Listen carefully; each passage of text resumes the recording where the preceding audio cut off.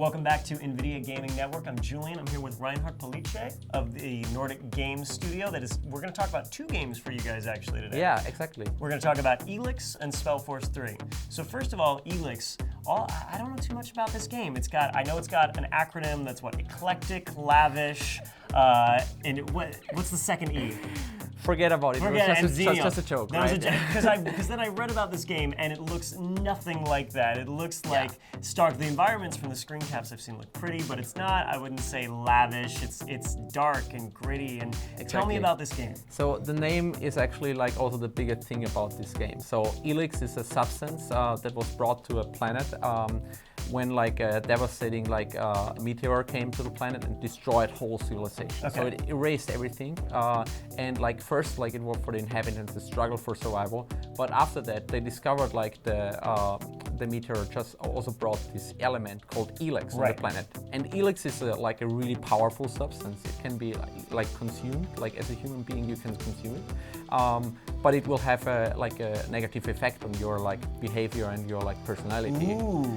So it like turns you evil. So it killed everybody and now it's slowly changing the human race. Okay. Exactly. But it can be also used it can be processed, right? And by processing it, you can use it to build technological weapons like a cluster gun or even a jetpack. Yeah. So that's actually our special thing. That's right. This is like science fantasy. Exactly. This is how we call it. Yeah. So then the other game we're here to talk about too is SpellForce 3, right? Yeah. And this is a game also with some RPG elements to it, but it's a real-time strategy game. Exactly. Correct? Tell me about this game. How do you merge RPG and real-time strategy? So first of all, I mean, the SpellForce series was always about merging and blending these two genres in a way. And we thought about okay, we want to do that more natural, you know?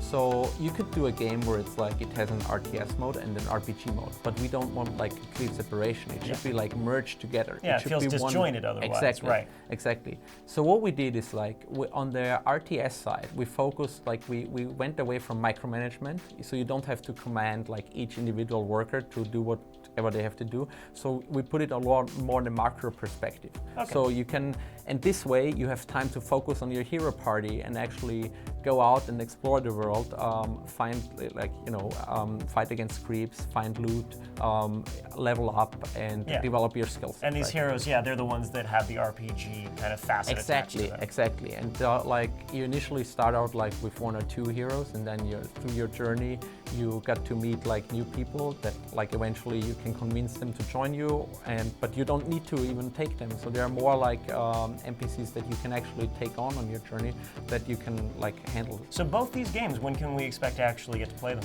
Well, we're thinking a release in early 2017 is possible for both. We want to reach the highest possible quality, so not release them when we're not sure it's going to be good. And especially with SpellForce 3, it will be about balance, right?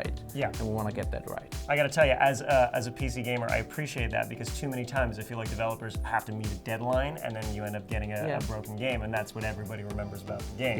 Yeah. But don't take too long. They sound fun. I want to actually get to play them. Yeah. Well, this is Reinhard. Thank you very much for coming in and talking about your two games. Thank you guys for tuning in to NGN.